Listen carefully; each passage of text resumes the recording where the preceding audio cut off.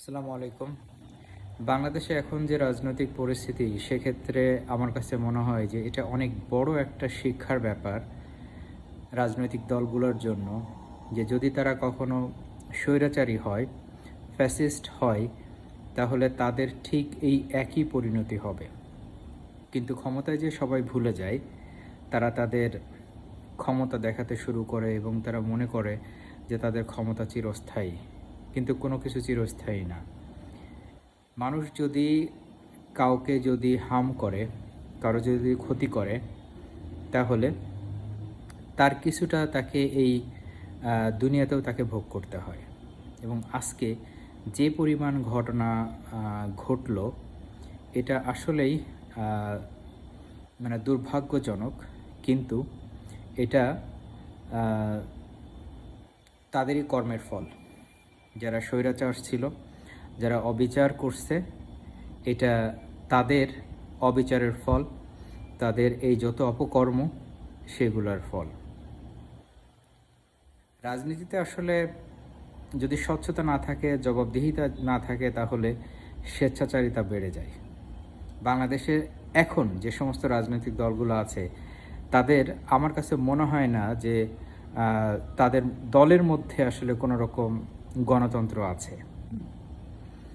দলের মধ্যে যদি গণতন্ত্র না থাকে, দলের মধ্যে যদি স্বচ্ছতা না থাকে, দলের মধ্যে যদি কারোর চ্যালেঞ্জ করার যদি স্বাধীনতা না থাকে, তাহলে তাদের থেকে আসলে দেশে ভালো কিছু আশা করা যায় না। এখন কথা হলো যে আমরা তাহলে কি এই সমস্ত দল মত এগুলোকে কি বাদ দিয়েই কি সামনে আগাবো?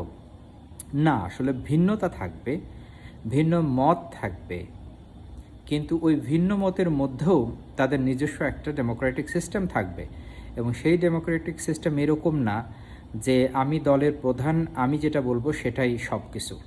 না, দলের মধ্যে একটা শৃঙ্খলা থাকবে, দলের মধ্যে এমন একটা সিস্টেম থাকবে যাতে সেই দলের মাধ্যমে নেতৃত্ব তৈরি হয় এবং নতুন প্রজন্ম আকৃষ্ট হয়। এখন কথা হলো যে আমি রাজনৈতিক দল হিসেবে নতুন প্রজন্মকে আমি কি অফার করতেছি, যেইটার কারণে তারা আমার ক্ষমতায়, আমার দলের দিকে আসবে। সেই যে ব্যাপারগুলো, সেই ব্যাপারগুলো আমাদের বেশিরভাগ বড় বড় রাজনৈতিক দলগুলোর মধ্যে এটা নাই, এবং এটা নিয়ে তাদের চিন্তাও নাই। মনে করে যে এমনি এমনি যারা ক্ষমতায় এসে গেছে, বা যখন এক সরকারের উপরে মানুষ অনেক বিরক্ত হয়ে গেছে, তখন বিকল্প হিসেবে তারা আসছে, এই চিন্তা করে তারা রাজনীতি করে। এদের আসলে রাজনৈতিক ভবিষ্যৎ খুবই অন্ধকার। আমাকে প্রথমে জনগণকে আসলে আশ্বস্ত করতে হবে যে আমি আসলে তাদের জন্য কি এনশিওর করব, তাদের জন্য আমার অফারটা কি। এই 31 দফা, 14 দফা, 15 দফা, এইগুলো আসলে it doesn't make any sense. কিন্তু এইটাকে আসলে ট্রান্সলেট করতে হবে, এটাকে ইন্টারপ্রিট করতে হবে ইন আ ওয়ে যাতে আমি যাদেরকে অ্যাট্রাক্ট করতে চাচ্ছি তারা আমার ল্যাঙ্গুয়েজ বুঝে।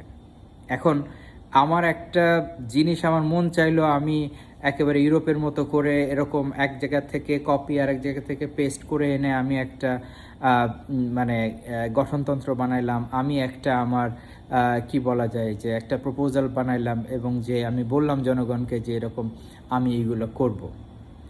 এটার তো আসলে নিজেরও গ্রাউন্ড থাকতে হবে, যে আমি যে আপনাকে বিশ্বাস করব, এটার তো এভিডেন্স বেসড হইতে হবে যে আপনি কি এমন কাজ করছেন যেই কারণে আমি বুঝবো যে এরকম আপনার এই অফারটা হচ্ছে খুবই লজিক্যাল। সেইটা মিসিং। আমাদের এখন যে রাজনৈতিক দলগুলো আছে, তাদের এই এভিডেন্সগুলো খুব কম, যেই এভিডেন্সগুলা দেশের জনগণকে আকৃষ্ট করতে পারে তার দলের দিকে। এভিডেন্স বেসড পলিটিক্স হওয়া উচিত, রেজাল্ট বেসড পলিটিক্স হওয়া উচিত। এরকম হিস্ট্রি বেসড পলিটিক্স না, লেগাসি বেসড পলিটিক্স না। আমরা হিস্ট্রিকে ইগনোর করতে চাই না, লেগাসিকে ইগনোর করতে চাই না, কিন্তু আমরা শিক্ষা নিতে চাই লেগাসি এবং হিস্ট্রি থেকে। বাট আমরা হিস্ট্রির স্লেভ হইতে চাই না, আমরা লেগাসিরও স্লেভ হইতে চাই না। আমরা হিস্ট্রিকে হিস্ট্রির জায়গায় রেখে সেখান থেকে যে শিক্ষণীয় জিনিস আছে সেটাকে নিয়ে সামনের দিকে এগিয়ে যেতে চাই। সেই ধরনের কিছু জিনিস আসলে আজকের তরুণ সমাজ তারা দেখতে চায় যে আসলে ভিজিবল কি চেঞ্জ, আইন শৃঙ্খলা কিভাবে আসলে নিয়ন্ত্রণে আনবে, জিনিসপত্রের দাম কিভাবে নিয়ন্ত্রণে নিয়ে আসবে, জনগণ কিভাবে আসলে স্বস্তি পাবে, কিভাবে শিক্ষার মান ভালো হবে, কিভাবে স্বাস্থ্য ব্যবস্থার মান ভালো হবে, এই জিনিসগুলো ভিজিবল দেখতে চায় জনগণ। এই জিনিসগুলো যারা দেখাইতে পারবে এভিডেন্স সহকারে, এর বাইরে জনগণের আসলে বেশি বোঝার নাই।